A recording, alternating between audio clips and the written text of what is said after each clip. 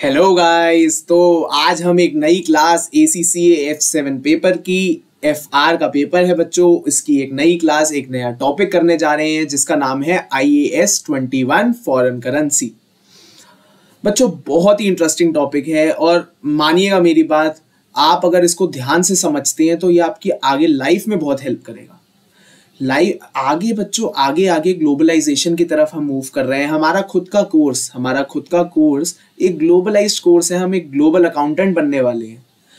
इसमें ना बच्चों हमारे को मेन चीज जो समझने की होती है वो है फॉरेन करेंसी से कैसे डील करना है। फॉरेन करेंसी के बारे में हमारे को हमारा अकाउंटिंग स्टैंडर्ड्स क्या क्या चीजें प्रिस्क्राइब करता है, क्या क्या चीजें बोलता है, और हमारे को इस केस में अकाउंटिंग कैसे कैसे करनी होती है।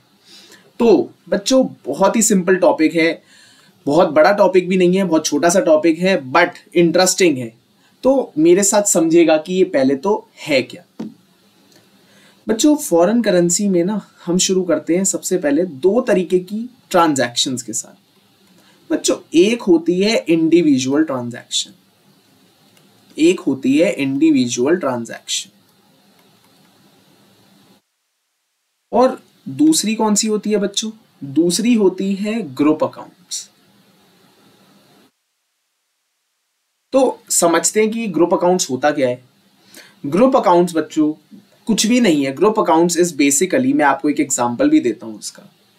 ग्रुप अकाउंट्स में बच्चों हमारे को करना क्या होता है, हमारे पास मान लो हमारी एक कंपनी है जो इंडिया में सिचुएटेड है। हमारी जो एक कंपनी है वो इंडिया में सिचुएटेड है, और हमारी एक सब्सिडरी कंपनी है जो यूएस में सिचुएटेड है। बच्चों हमारी मेजर ट्रांजैक्शंस, हमारी कंपनी की मेजर ट्रांजैक्शंस, ज्यादातर ट्रांजैक्शंस होती है INR में, बट हमारी सब्सिडरी भी है, उसकी ट्रांजैक्शंस होती है USD में। बट जो वॉल्यूम है, जो ज्यादातर हम ट्रांजैक्शन करते हैं वो हम करते हैं INR में। बच्चों अब मुझे एक बात बताओ, जब हमारी कंपनी अपने फाइनल अकाउंट्स बनाएगी, इंडिया में हम बैठे हैं, हमारी कंपनी फाइनल अकाउंट्स बना रही है, क्या वो एक consolidated statement of financial position नहीं बनाएगी? कंसोलिडेटेड स्टेटमेंट ऑफ P&L नहीं बनाएगी? बिल्कुल बनाएगी। बट सर वो बनाएगी किस करेंसी में? उसके INR में और सब्सिडरी का डॉलर में। अपना तो INR में और उसका डॉलर में। ऐसा नहीं होता बच्चों। तो क्या करते हैं इस केस में, हमारे को जो हमारे सब्सिडरी के जो डॉलर में अमाउंट्स है उसको हम कन्वर्ट कर लेते हैं INR में। USD की अमाउंट्स को, सब्सिडरी की जो ट्रांजैक्शन है, जो करेंसी है, उसको हम कन्वर्ट कर लेते हैं पेरेंट की करेंसी में, जिसमें ज्यादातर ट्रांजैक्शन हमारी ग्रुप की हुई है, और अपने अकाउंट्स प्रेजेंट करे जाते हैं। बट एक खुशखबरी की बात बताता हूं, ये हमारे सिलेबस में ही नहीं है। ये हमारे सिलेबस में ही नहीं है। सॉरी बच्चों, थोड़ा मजाक कर लिया आपके साथ, बट चीज समझनी जरूरी थी बच्चों। ग्रुप अकाउंट्स क्या है हमारे को एटलीस्ट पता तो होना चाहिए। ये हमारे कोर्स में नहीं है, तो इस बारे में हम ज्यादा बात नहीं करेंगे। अब हम बात करेंगे इंडिविजुअल ट्रांजैक्शन के बारे में, जो हमारे कोर्स में बिल्कुल है। पहले ही बता दूं आपको, कहीं आप इसमें भी ध्यान न लगे, आप सोचे अभी तीसरा आएगा सर तो ये भी बकवास कर रहे हैं, ये भी नहीं सुनते। बट ऐसा नहीं करना है बच्चों। ग्रुप अकाउंट्स हमारे कोर्स में नहीं है। मैंने आपको फिर भी एक आइडिया दे दिया है, एक मोटा मोटा आइडिया दिया है, ज्यादा सीरियसली मत लेना। हम अब करेंगे अपना मेन टॉपिक इंडिविजुअल ट्रांजैक्शन। अब ये इंडिविजुअल ट्रांजैक्शन क्या है, तो बच्चों मेरे साथ एक एग्जांपल लो। बच्चों मान लो मैं बैठा हूं इंडिया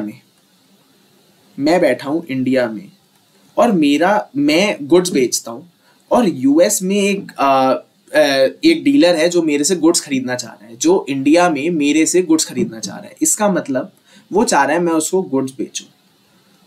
तो ठीक है, बेच देंगे, एक्सपोर्ट हम कर देंगे, हम तो खुश है एक्सपोर्ट करने में, कर देंगे एक्सपोर्ट। बट वो कह रहा है सर क्रेडिट है, मेरे को क्रेडिट चाहिए, मुझे उधार चाहिए, मेरे को क्रेडिट में आपसे गुड्स खरीदने हैं।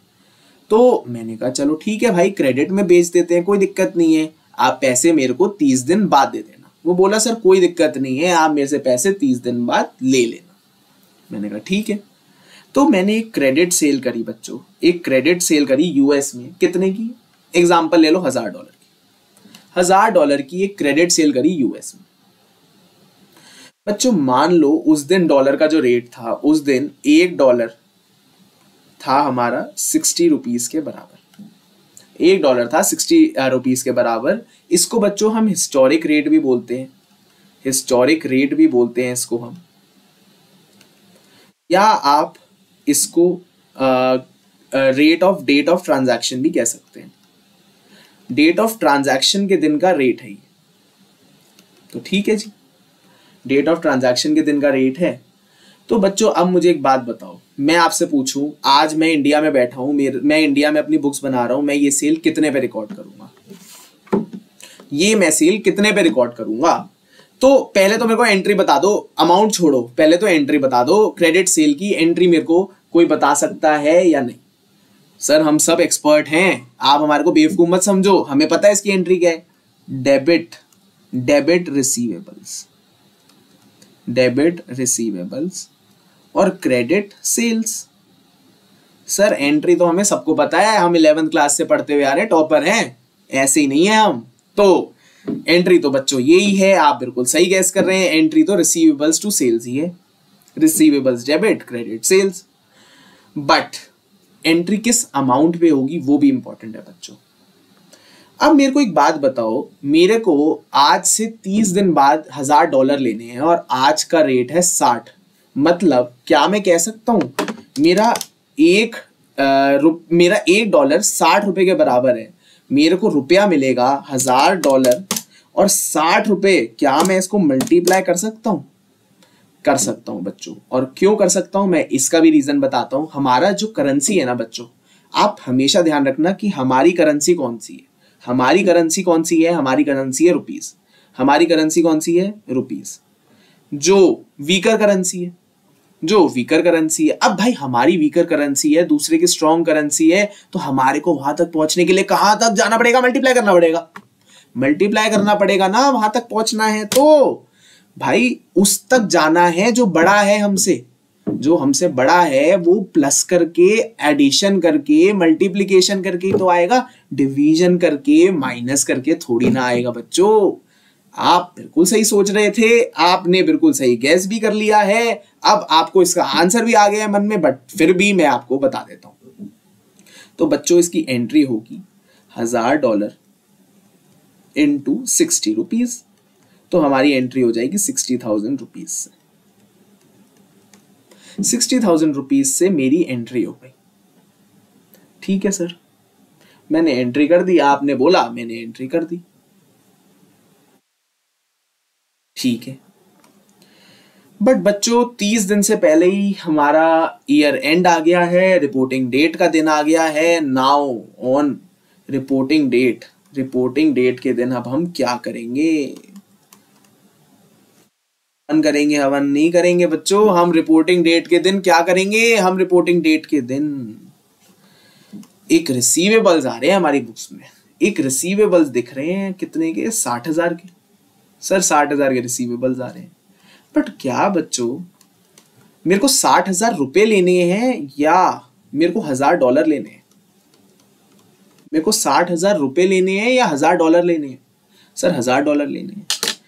अब बच्चों हो सकता है कि रिपोर्टिंग डेट के दिन डॉलर का रेट कुछ चेंज हो गया हो और इस चेंज की वजह से हो सकता है मेरे को पैसे कुछ ज्यादा मिले या कम। अरे सर ये कैसे? मान लो बच्चों, मान लो एग्जांपल देता हूं, रिपोर्टिंग डेट के दिन, नाउ ऑन रिपोर्टिंग डेट, $1 हो गया है 75 रुपए के बराबर, 75 रुपए के बराबर, 75 रुपीज के बराबर। अब मैं अगर आपसे पूछूं तो मेरी रिसीवेबल्स कितने के होने चाहिए? भाई $1000 के लेने थे, $1000 लेने हैं और $1 है 75 का, तो मैं कह सकता हूं मेरे रिसीवेबल्स तो 75,000 हो गए। सर $75,000 हमारे रिसीवेबल्स हो गए हैं, बट $75,000 जो हमारे रिसीवेबल्स हैं, इन रिसीवेबल्स का अब मैं करूं क्या? मैं करूं क्या भाई? अब पैसे आज के दिन अगर मेरे को अपना बुक्स में बताना हो तो मेरे को पैसे कितने लेने हैं? भाई आज के दिन तो मेरे को $1000 लेने हैं। 60,000 रुपए तो उस दिन का ट्रांजैक्शन रेट था, उस दिन का डेट ऑफ कन्वर्जन था, रेट ऑफ कन्वर्जन था। आज के दिन मेरे को लेने हैं 75,000 रुपये, $1,000 75 रुपए के हिसाब से। तो एक बात बताओ, $1,000 75 रुपए के हिसाब से मेरे कितने बनेंगे? $1,000 75 रुपए के हिसाब से क्या अमाउंट हमारी आएगी? तो 75,000 रुपए लेने हैं सर हमारे को। अभी तो हमने निकाला 75,000 लेने हैं, बट 75,000 के लिए, इस 75,000 के लिए क्या मेरे को बुक्स में कोई चेंज करने की जरूरत है? तो बच्चों मेरे को अपनी बुक्स में चेंज करने की जरूरत बिल्कुल है। मेरे को अपनी बुक्स में चेंज करना पड़ेगा। और ये चेंज कैसे होगा? ये चेंज कैसे होगा? मेरे रिसीवेबल्स तो बच्चों बढ़ जाएंगे। मेरे पहले रिसीवेबल्स कितने थे? मेरे पहले रिसीवेबल्स थे 60,000 रुपए, अब हो गए हैं 75,000 रुपए। 60,000 रुपए थे, अब लेने हैं 75,000 रुपए, तो मेरे रिसीवेबल्स बढ़ जाएंगे। तो रिसीवेबल को क्या मैं डेबिट कर सकता हूं? भाई मेरा एसेट बढ़ रहा है, एसेट बढ़ता है तो डेबिट हो जाता है। और क्रेडिट क्या होगा? क्रेडिट बच्चों गेन होगा। भाई गेन क्रेडिट हो जाएगा ना, gain on translation, gain credit हो गया। गेन ऑन गेन अकाउंट हमारा क्रेडिट हो गया। कितनी अमाउंट से? तो बच्चों अमाउंट सिंपल है 75,000। अब हमारे को लेने हैं, पहले लेने थे 60,000, हमारा गेन हो गया 15,000 का। तो 15,000 का हमारा गेन हो गया और ये हमारे इस गेन को रिकॉर्ड करने की एंट्री हो गई है। ये गेन बच्चों जाएगा कहां? ये गेन जाएगा पीएनएल अकाउंट में। ये गेन को सीधा लेकर चले जाना पीएनएल अकाउंट में, और हमारा पीएनएल अकाउंट में एक प्रॉफिट आ जाएगा $15,000 का, 15,000 रुपए का, सॉरी। ठीक है जी, 15,000 रुपए का प्रॉफिट हमारी बुक्स में आ जाएगा। बट सर अब मेरे को एक बात बताओ, हमने इसको कन्वर्ट क्यों करा? तो बच्चों अब हम देखते हैं हमने इसको कन्वर्ट क्यों करा। बच्चों बैलेंस शीट में ना आपका एसेट्स में, करंट एसेट्स में एक रिसीवेबल आ रहा है। इस रिसीवेबल को ना बच्चों हम एक और चीज कहते हैं, क्या कहते हैं? Monetary asset. इसको हम कहते हैं मॉनेटरी एसेट। एक मॉनेटरी एसेट आ रहा है। अब ये मॉनेटरी एसेट क्या होता है सर? मॉनेटरी एसेट कुछ नहीं है बच्चों। Monetary asset is a contractual right to receive cash. It's a contractual right to receive cash. भाई मेरे पास ना कॉन्ट्रैक्ट है, मेरे पास राइट है ये पैसा रिसीव करने का। अच्छा बिल्कुल है सर। भाई रिसीवेबल से पैसा लेना, मैंने माल बेचा है तो मेरा राइट है उससे पैसा लेना। अब ये राइट, इसको हम कहते हैं मॉनेटरी एसेट। तो रिसीवेबल्स हमारे होते हैं मॉनेटरी एसेट, और मॉनेटरी एसेट को क्लोजिंग डेट के दिन, क्लोजिंग डेट के दिन या रिपोर्टिंग डेट के दिन हम इसको क्लोजिंग रेट पे रीट्रांसलेट कर देते हैं।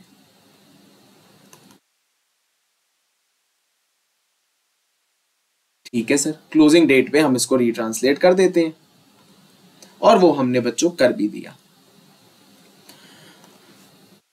अब एक और पॉइंट, इनिशियल मेजरमेंट। बच्चों जो मैंने सेल करी थी वो मैंने रिकॉर्ड करी थी 60,000 पे, बट ये तो हो गई मतलब एक एग्जाम्पल वाली बात। अब मेरे साथ लिख भी लो। इनिशियल मेजरमेंट जो होता है बच्चों वो होता है use exchange rate at date of transaction, at date of transaction, that is historic rate, that is historic rate।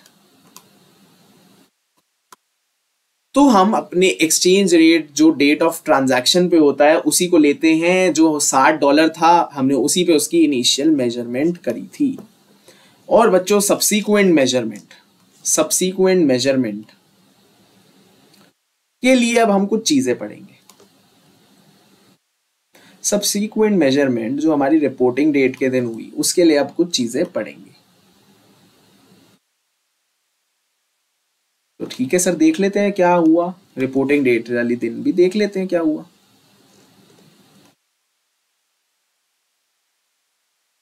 बच्चों क्या हुआ, अब यही हमें देखना है, subsequent measurement at reporting date. इसके दो केसेस हैं बच्चों, एक है मॉनेटरी एसेट। मॉनेटरी एसेट हुआ तो सबसीक्वेंट मेजरमेंट कैसे होगा? एग्जांपल क्या है मॉनेटरी एसेट का, जो अभी हमने देखा, रिसीवेबल्स।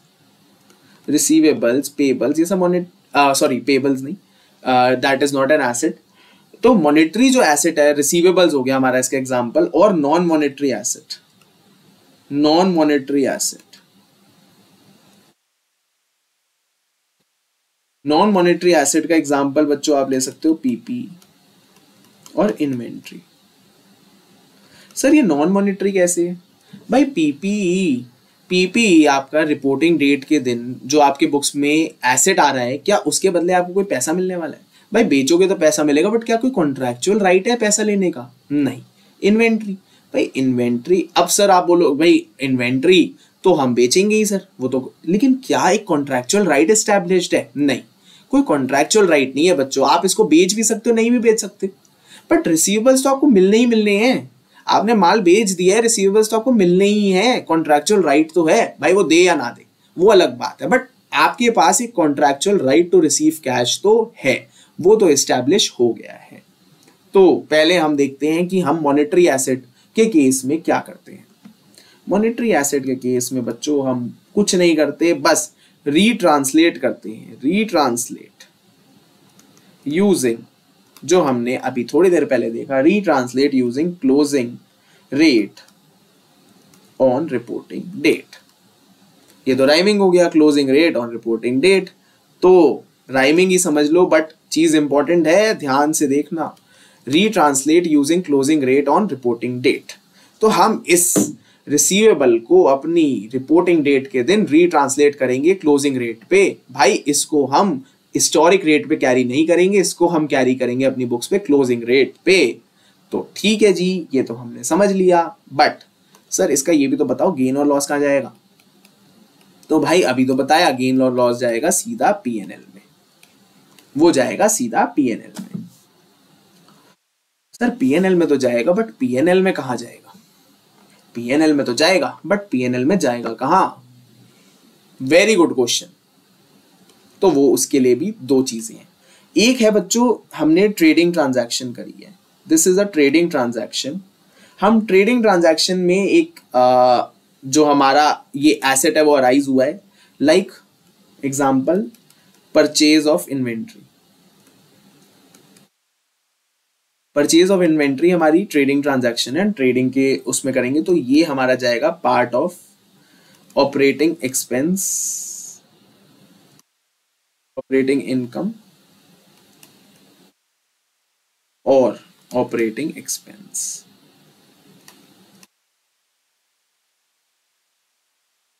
ऑपरेटिंग इनकम और ऑपरेटिंग एक्सपेंस। और non trading transactions, non trading transactions जो हम रोजमर्रा में नहीं करते, जो हम ट्रेडिंग के लिए, भाई ट्रेडिंग तो सारी चीजें ही है, बिजनेस में सबको ट्रेडिंग है, बट ये हमारा प्राइमरीली नहीं है काम। Like example purchase of machine, क्या परचेज ऑफ मशीन हमारा काम है? भाई इन्वेंट्री की खरीद बेच हम करते हैं, वो हमारा काम है, वो हमारी ट्रेडिंग है, तो वो हमने ट्रेडिंग ट्रांजैक्शन ले लिया। परचेज ऑफ मशीनरी ट्रेडिंग के लिए की जाती है, ट्रेडिंग नहीं है वो। आप रोज मशीनरी अपनी खरीद बेच नहीं करते हो कि भाई आज ले ली, आज जो है वो सस्ते में मिल रही थी, कल महंगे में बिकी बेच दी, ऐसे तो नहीं करोगे। आज मिली है उसको ट्रेड करोगे, यूज करोगे, अपने ट्रेड में के लिए यूज करोगे। तो परचेज ऑफ मशीनरी बच्चों, इसका गेन होगा तो कहाँ जाएगा? गेन होगा तो जाएगा इंटरेस्ट इनकम में, और लॉस होगा तो वो कहाँ जाएगा? फाइनेंस कॉस्ट में। ये गेन है और फाइनेंस कॉस्ट में जाएगा इसका लॉस। फाइनेंस कॉस्ट में जाएगा लॉस और फाइनेंस इनकम में जाएगा गेन, और वैसे ही ऑपरेटिंग इनकम में जाएगा गेन और ऑपरेटिंग एक्सपेंस में जाएगा हमारा लॉस। तो ये चीज भी सर हमारे को क्लियर हो गई है। अब क्या करना है?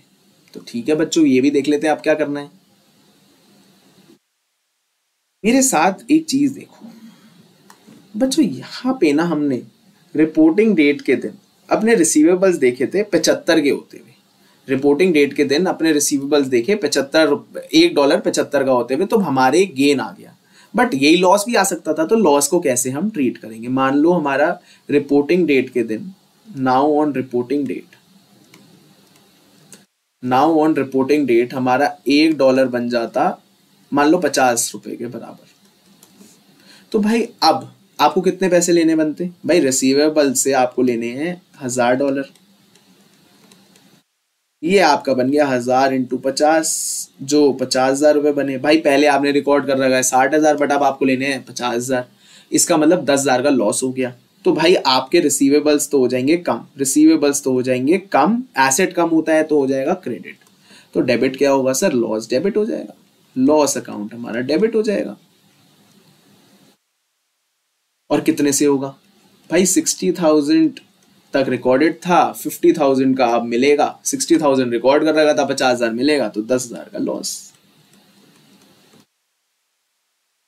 ठीक है जी, 10,000 का लॉस आ गया, कोई दिक्कत नहीं है।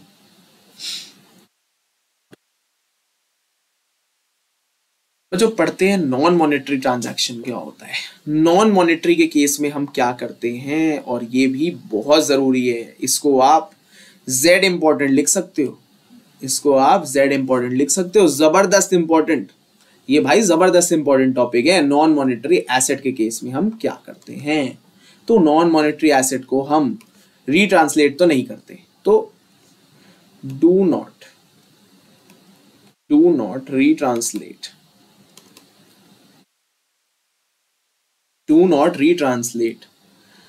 ठीक है, रीट्रांसलेट तो नहीं करेंगे। Continue showing eight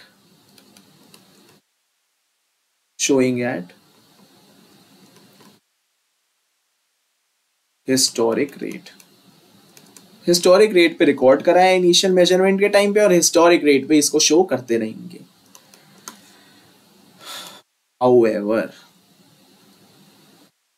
However, if revaluation, पहले मेरे साथ लिख लो फिर बताता हूं। if revaluation model or fair value model is applied, then translate at rate prevailing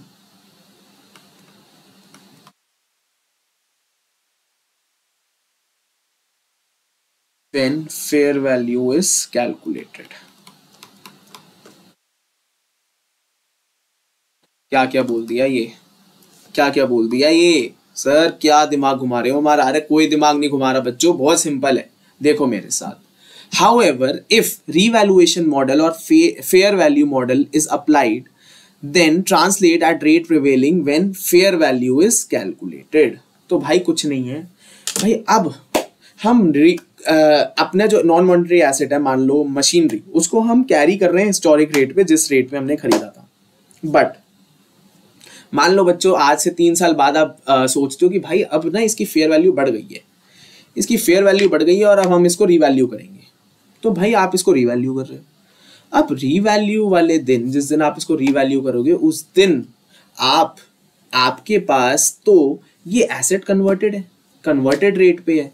तो भाई रीवैल्यूएशन वाले दिन आप इसको कन्वर्ट कर दोगे किसमें? इसको रीट्रांसलेट करोगे किस रेट में? जिस दिन आप फेयर वैल्यू देख रहे हो, जिस दिन की फेयर वैल्यू, उसी दिन का रेट लेंगे और इसको कन्वर्ट कर देंगे, रीट्रांसलेट कर देंगे। ठीक है सर, रीट्रांसलेट कर देंगे। बट सर कंफ्यूजन तो है, अभी भी सर कंफ्यूजन तो है। क्वेश्चन कराओ, कोई क्वेश्चन कराओ सर, जिससे हमें समझ आए चीजें। तो चलो बच्चों, अब कुछ क्वेश्चन देखना मेरे साथ। आप कुछ क्वेश्चन करेंगे और समझेंगे कि चीजों को प्रैक्टिकली कैसे करना है। चीजों को प्रैक्टिकली कैसे करना है। Question number 1, Jones Incorporation has its functional currency at USD. It trades with several suppliers overseas and bought goods costing 4 lakh दिनार। भाई इसने जो है सेवरल सप्लाईज करी है ओवरसीज और भाई गुड्स खरीदे हैं कितने के, 4 लाख दिनार के। कब खरीदे हैं, 1 दिसंबर को खरीदे हैं। It trades with several suppliers overseas, several suppliers over, sorry, this is not supplies, this is suppliers. It trades with several suppliers overseas and bought goods costing 4 lakh दिनार। तो भाई बाहर के सप्लायर से गुड खरीदता है और 4 लाख दिनार के गुड्स खरीदे हैं।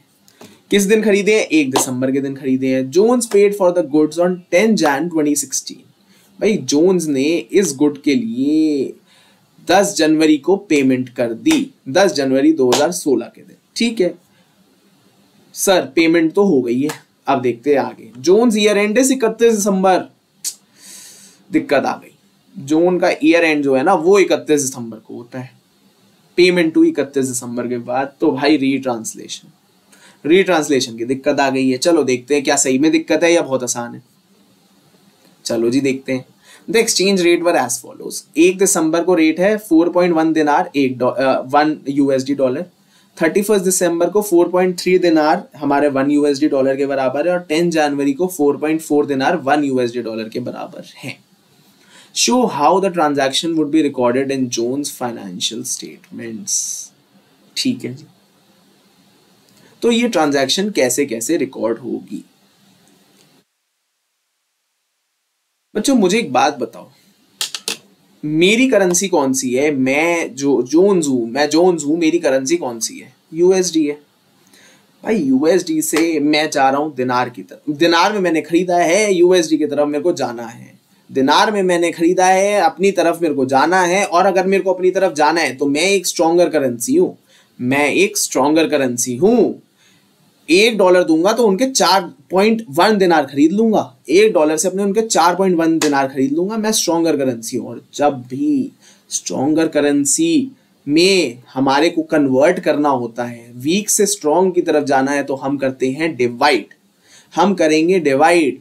तो आओ मेरे साथ देखो इसका आंसर। बच्चों 1 दिसंबर के दिन एंट्री होगी डेबिट परचेजेस। भाई परचेज हुई, डेबिट परचेजेस, क्रेडिट पेबल्स। किस अमाउंट से, 4 लाख दिनार डिवाइड बाय क्या रेट चल रहा है, 4.1।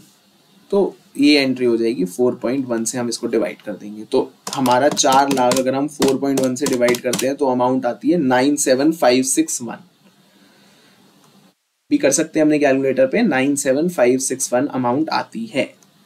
ठीक है, हमारी परचेजेस रिकॉर्ड हो गई सर 97561 पे, जो हमारा हिस्टोरिक रेट है। 31 दिसंबर के दिन क्या इसको रीट्रांसलेट करा जाएगा, बिल्कुल करा जाएगा। पेबल्स इज अ मॉनेटरी भाई ये मॉनेटरी एसेट नहीं है, मॉनेटरी लाइबिलिटी है। मॉनेटरी लाइबिलिटी को भी हम कन्वर्ट करेंगे, नॉन मॉनेटरी को हम नहीं करेंगे। तो मॉनेटरी एसेट ही नहीं, मॉनेटरी लाइबिलिटी को भी हम कन्वर्ट करते हैं।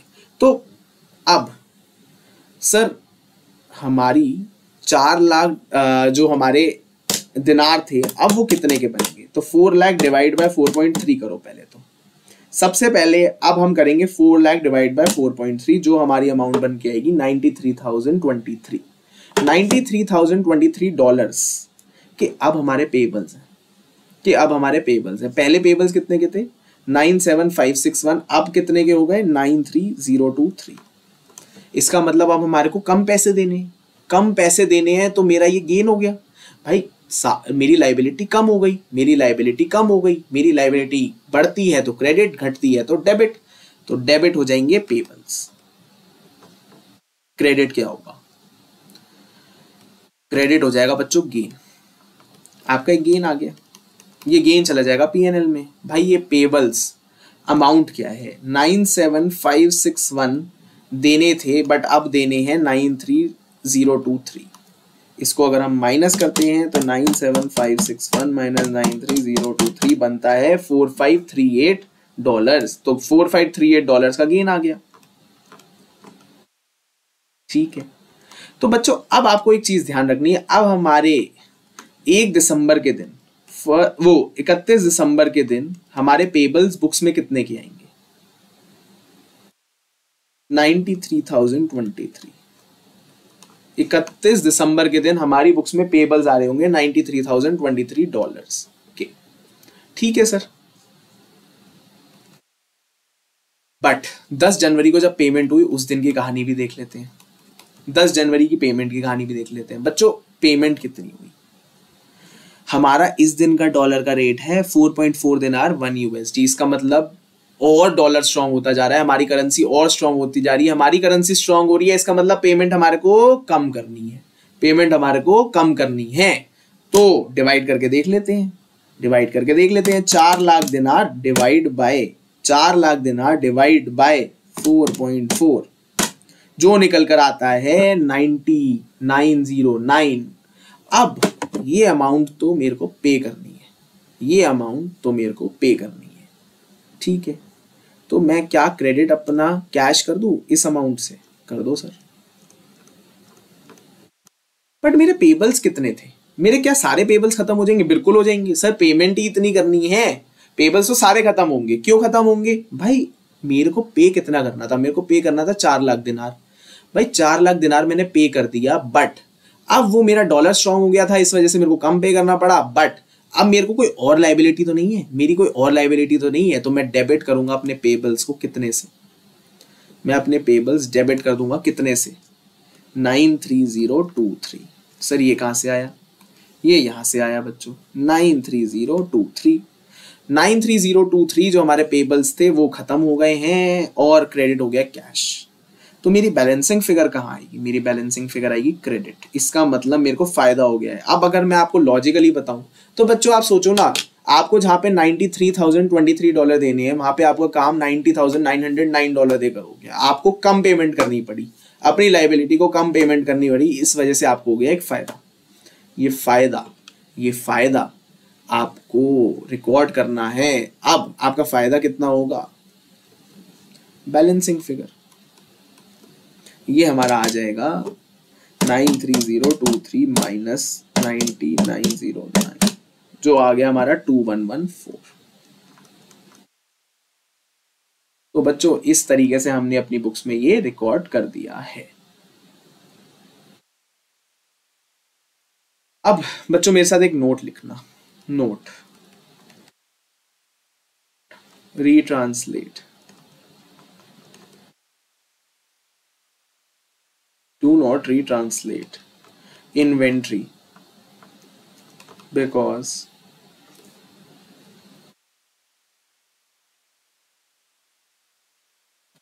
leave it at, because नहीं है बच्चों, leave it at historic rate।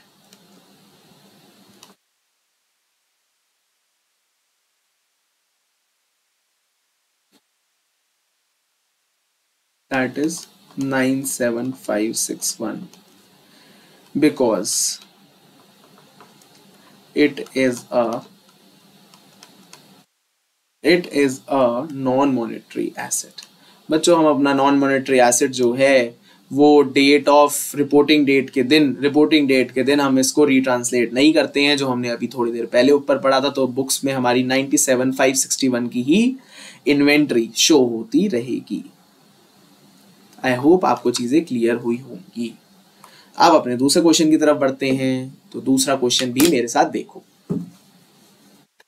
Flowers Incorporation acquired an item of PPE on 1st Jan 2011।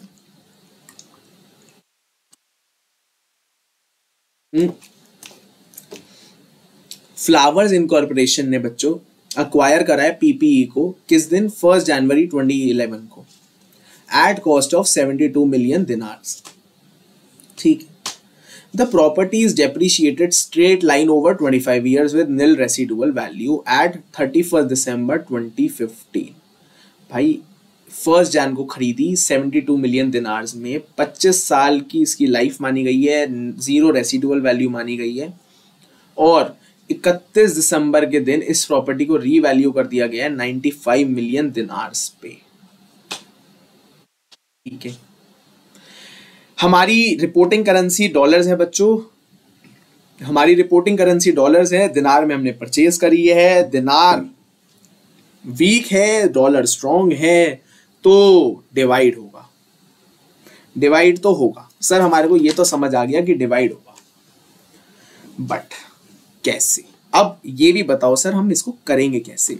भाई सबसे पहले हमारे इनिशियल मेजरमेंट, इसको हम इनिशियली मेजर कैसे करेंगे? सब भूल जाओ, सबसे पहले सोचो इनिशियली मेजर कैसे करेंगे। भाई एक पीपीई खरीद रहे हो, एंट्री बताओ, debit plant property equipment, credit, credit क्या होगा? कैश, क्रेडिट हो गया हमारा कैश, ठीक है। PP debit, credit cash, amount, amount बताओ मेरे को। बुक्स में हमारा ये अमाउंट डॉलर्स में रिकॉर्ड होगा, डॉलर्स में रिकॉर्ड होगा तो क्या मैं 72 मिलियन दिनार्स को डॉलर्स में कन्वर्ट कर सकता हूँ? बिल्कुल कर सकता हूँ। 3.6 रेट चल रहा है तो डिवाइड कर दिया 3.6 से, तो 72 मिलियन डिवाइड बाय 3.6 जो हमारा निकल कर आया बच्चों 20 मिलियन। तो हमारा पीपी की अमाउंट बन गई 20 मिलियन की।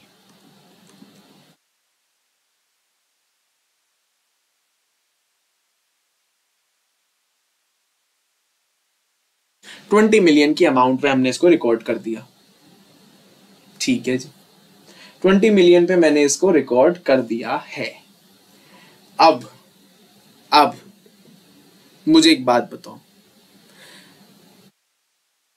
मैंने इसको रीवैल्यू करा, अब मेरे को सबसे पहले बताओ 31 दिसंबर 2015 तक तो हमें कुछ नहीं करना भाई, इसको हमें रखना है अपनी हिस्टोरिक कॉस्ट पे ही और इसको डेप्रिशिएट करते रहना है। तो डेप्रिसिएशन मेरे को इसका कैलकुलेट करके बताओ, इसका डेप्रिसिएशन कितना बनेगा? क्या मैं कह सकता हूं 20 मिलियन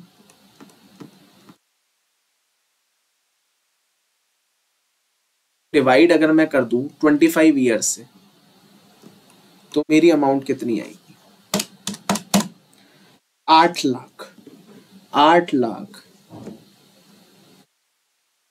यूएसडी, 8 लाख यूएसडी आ गया, ठीक है। कितने साल बीत गए हमारे? क्वेश्चन देखते हैं और देखते हैं कितने साल बीत गए हैं।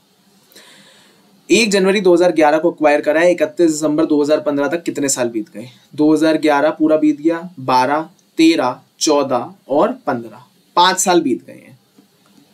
तो मेरा टोटल डेप या फिर एग डेप कितना आएगा?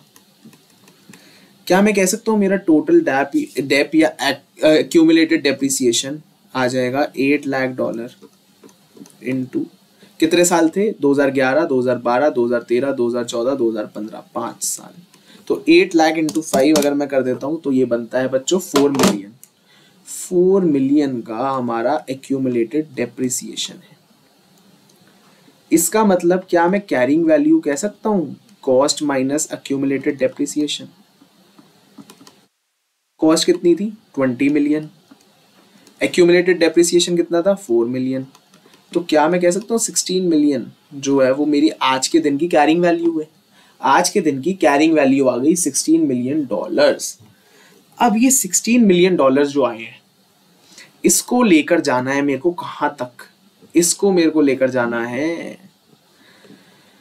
95 मिलियन दिनार्स तक, ठीक है। और 95 मिलियन दिनार्स पर ये इस दिन इसका रेट है 4.3 दिनार। तो 95 मिलियन अगर मैं कहूं और 4.3 से इसको डिवाइड करूं तो मेरा बन के आता है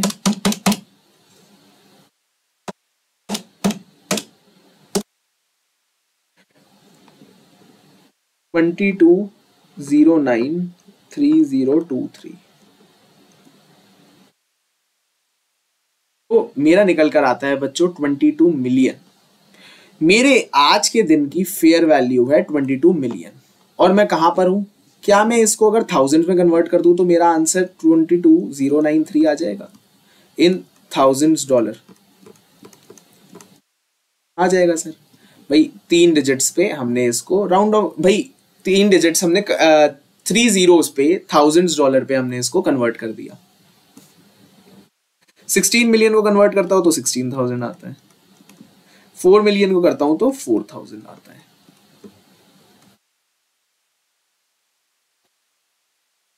अब बच्चों मुझे एक बात बताओ, 16 मिलियन का एक एसेट हो गया है 22,093 का, 16,000 का एसेट 22,093 हो गया है, ठीक है सर। तो गेन कितना होगा, गेन कितना होगा? क्या मैं कह सकता हूं 22,093 माइनस 16,000? भाई मेरा 6093 का गेन है, 6093 का गेन है। एंट्री क्या होगी? IAS 16 के अकॉर्डिंग हमारी एंट्री होती है एक्यूमुलेटेड डेप्रिसिएशन अकाउंट डेबिट।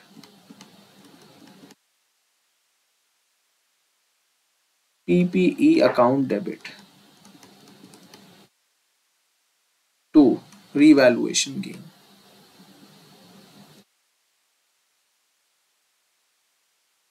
तो अक्यूमुलेटेड डेप्रिसिएशन कितना है हमारा? 4000 का। पीपीई कितने से बढ़ेगा? भाई पीपीई कितने से बढ़ेगा मेरा पहले तो ये बताओ, हमारा रीवैल्यूएशन गेन कितना है? रीवैल्यूएशन गेन है 6093। तो क्या मैं बैलेंसिंग फिगर 2093 कह सकता हूं? और बच्चों इतने से ही बढ़ेगा। भाई अक्यूमुलेटेड डेप्रिसिएशन मैंने अपनी बुक्स में से जब हटा दिया, अक्यूमुलेटेड डेप्रिसिएशन जब मैंने अपनी बुक्स में से हटा दिया तो मेरे एसेट की दोबारा से वैल्यू हो गई है 20 मिलियन। अब 20,000 से 22,093 करूंगा तो 2093 का गेन आता है एसेट में। तो 2093 से एसेट को बढ़ा दिया, एक्यूमुलेटेड डेप्रिसिएशन को खत्म कर दिया और रिवैल्यूएशन गेन आ गया 6093। तो बच्चों it is as simple as that, it is as simple as that. अब मेरे साथ एक नोट लिख लो, जरूर नोट लिखो। Note any exchange difference, any exchange difference that relate to items charged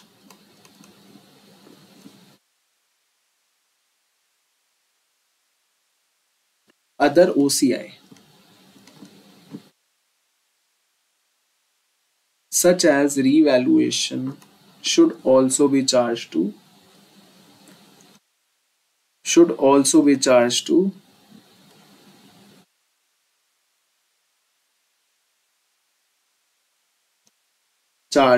OCI।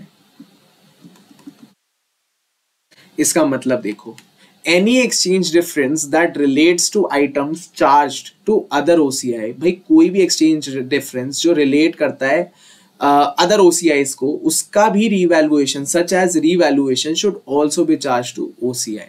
भाई ये जो गेन है, ये इसका ये बता रखा है ये जाएगा कहाँ। भाई रिवैल्यूएशन का गेन है, रिवैल्यूएशन का गेन हमारा जाता है अदर कॉम्प्रिहेंसिव इनकम में, तो भाई इसका गेन भी कहाँ जाएगा? इसका गेन भी जाएगा अदर कॉम्प्रिहेंसिव इनकम में ही। तो इतनी सी ये बात बता रखी और कोई रॉकेट साइंस नहीं है, यही समझ लीजिए जो इसका गेन है वो जाएगा OCI में रिवैल्यूएशन गेन की तरह, इसका एक्सचेंज डिफरेंस भी। तो हमें अलग नहीं करना, हमारी प्रॉब्लम खत्म हो गई। हमारे को रिवैल्यूएशन गेन और एक्सचेंज डिफरेंस को अलग अलग नहीं करना है, एक्सचेंज गेन को हमारे को दोनों को ही उठाकर डाल देना है सीधा सीधा OCI में। अब मेरे साथ बच्चों देखो ये वाला क्वेश्चन जो आपकी स्क्रीन पर आ गया है। तो question number 3, tinker company operates in a land. भाई टिंकर कंपनी ए लैंड में ऑपरेट करती है and it's functional currency is $8। इनकी जो फंक्शनल करेंसी है वो है $8। 1 जनवरी के दिन Tinker company purchase some land in foreign currency for $56 कितना है ये 5.6 मिलियन। भाई 5.6 मिलियन $, में एक लैंड खरीद ली, बट हमारी फंक्शनल करेंसी है $8। भाई $, में कंफ्यूज मत होना, अभी सारी चीजें समझ आ जाएगी। थोड़ा सा क्वेश्चन ने कंफ्यूज कर रखा है बट मुश्किल नहीं है, देखो मेरे साथ। Tinker company chooses to hold its land under revaluation model. भाई टिंकर कंपनी ने ये सोचा है कि इस लैंड को रीवैल्यूएशन मॉडल में ही होल्ड करेंगे, ठीक है। On 31 December 2003 the land is revalued to be $7 million. 7 million पर इसको हमने कन्वर्ट कर दिया। The following exchange rate are relevant. भाई ए $1, बी $8 के बराबर है, और 31 दिसंबर 2003 को $1 ए, बी $7 के बराबर है। इसका मतलब हमारा जो है करेंसी वो स्ट्रॉन्गर है, स्ट्रॉन्गर करेंसी है, तो वीकर से स्ट्रॉन्गर की तरफ आना है। वीकर से स्ट्रॉन्गर की तरफ आना है तो क्या करना पड़ेगा, डिवाइड करना पड़ेगा, डिवाइड करना पड़ेगा। वीकर से स्ट्रॉन्गर की तरफ आना है तो डिवाइड करना पड़ेगा, ठीक है सर। डिवाइड कर देंगे, देखते हैं क्या होगा। तो मुझे एक बात बताओ, 1 जनवरी के दिन हम रिकॉर्ड क्या करेंगे, रिक्वायर्ड भी पढ़ लो एक बार। On 31 December 2003 what is the accounting entry required to record the revaluation of the land in Tinker companies record. तो भाई हमारे को अकाउंटिंग एंट्रीज बतानी है, देखते हैं क्या होगी। तो हमने एक लैंड खरीदा है, तो land account debit to cash account कह सकता हूँ, टू कैश अकाउंट कह सकते हैं सर। आप कह रहे होंगे तो सही, मैं नहीं कह रहा बच्चों, अकाउंटिंग एंट्री है। कोई भी आप लैंड खरीदो, अभी फॉरेन करेंसी से अपने आप को कंफ्यूज मत करो, फॉरेन करेंसी को मैं संभाल लूंगा, आप सिर्फ एंट्री बताओ। Land account debit to cash account credit, ये हमारी एंट्री हो गई। भाई कैश चला गया, लैंड आ गया। अब दिमाग लगाते हैं फॉरेन करेंसी पे। भाई 5.6 मिलियन पे हमने खरीदा, और हमारा एक $1 बी $8 के बराबर है, तो 5.6 मिलियन को डिवाइड कर दूं मैं 8 से, वो बन के आ गया हमारा 700,000 $8। तो भाई मेरा 700,000 $8 का लैंड मेरे पास बुक में पड़ा है। अब ये लैंड 31 दिसंबर के दिन X3 हो गया है 7 मिलियन बी दिनार का, बी डॉलर का 7 मिलियन हो गया है। क्या मैं इसको कह सकता हूं, ये $8 में अगर हम इसको कन्वर्ट करते हैं तो 7 मिलियन को अगर मैं $8 में कन्वर्ट करता हूं, उस दिन का रेट है 7, तो डिवाइड बाय 7 कर दूं। 7 मिलियन को उस दिन के रेट से डिवाइड कर देता हूं तो $8 आ जाएगा, तो ये आ गया हमारा 1 मिलियन। इसका मतलब मेरा 7, मैंने इसको, मेरा जो आज के दिन 31 दिसंबर X3 के दिन ये एसेट $1 मिलियन का हो गया है। हमने रिकॉर्ड कितने में करा था, लेट्स चेक। हमने रिकॉर्ड करा था इसको $700,000 पे, और अब ये हो गया है $1 मिलियन का। इसका मतलब गेन है या लॉस है, गेन है। 700,000 7 लाख से 10 लाख का हो गया है, 7 लाख से 10 लाख का हो गया है, 7 लाख से 10 लाख का हो गया है, तो 3 लाख का गेन आ गया है, 3 लाख का गेन आ गया है बच्चों। तो लैंड अकाउंट डेबिट, लैंड बढ़ जाएगा, लैंड बुक्स में हो जाएगा 1 मिलियन का, पहले 7 लाख, 3 लाख बढ़ जाएगा, तो 3 लाख से डेबिट टू रीवैल्यूएशन गेन, ये भी हमारा हो जाएगा 300,000। तो सिंपल चीज सोचो, 300,000 का लैंड बढ़ गया, रीवैल्यूएशन गेन भी बढ़ गया, ये रीवैल्यूएशन गेन चला जाएगा OCI में। और एक नोट और लिखो, note that there is no need to separate gain or loss on the exchange transaction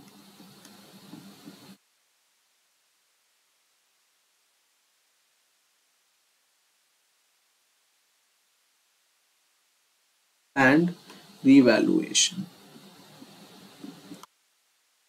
There is no need to separate gain or loss on the exchange transaction and revaluation. भाई हमारे को अपने इस दिन के gain और loss को, जो हमारा 300,000 का गेन आया है, इसको दो पार्ट में सेपरेट नहीं करना। इजी कर दिया हमारा एग्जामिनर ने काम। हमारे को एक्सचेंज गेन और लॉस, बच्चों इसमें दोनों होंगे। 300,000 में कुछ होगा एक्सचेंज गेन। भाई एक्सचेंज भी तो, आप ये भी तो सोचो, डॉलर हमारा जो इस केस में आप ये देख रहे हो, हमारा डॉलर भी तो एक तरीके से, पहले हमारे को $1 हम देते थे तो हमारे को $8 मिलते थे, अब हम $1 देंगे तो हमारे को $60 मिलेंगे। हमारा करेंसी तो वीक हो रही है, उनकी करेंसी स्ट्रांग हो रही है। कुछ एक्सचेंज लॉस भी होगा और कोई गेन भी होगा, बट हमारे को अलग नहीं करना। हमारे को सिंपल इसको पूरा उठा के डाल देना है OCI में। That's it. तो बच्चों इतना सा ही हमारा ये टॉपिक है, बहुत सिंपल, मैं इसको मानता हूँ। फिर भी आपको कोई डाउट आता है तो हम आपके लिए बैठे हैं, आपके लिए हमेशा हाजिर रहेंगे। आप मेरे को मेरे नंबर पे व्हाट्सएप करके भी बता सकते हैं, और कोई दिक्कत आए तो कमेंट सेक्शंस में भी बता सकते हैं। चलिए बच्चों, आज के लिए आपसे अलविदा लेता हूँ। अगली क्लास में मिलेंगे एक नए टॉपिक के साथ, और अभी के लिए बाय बाय, टाटा।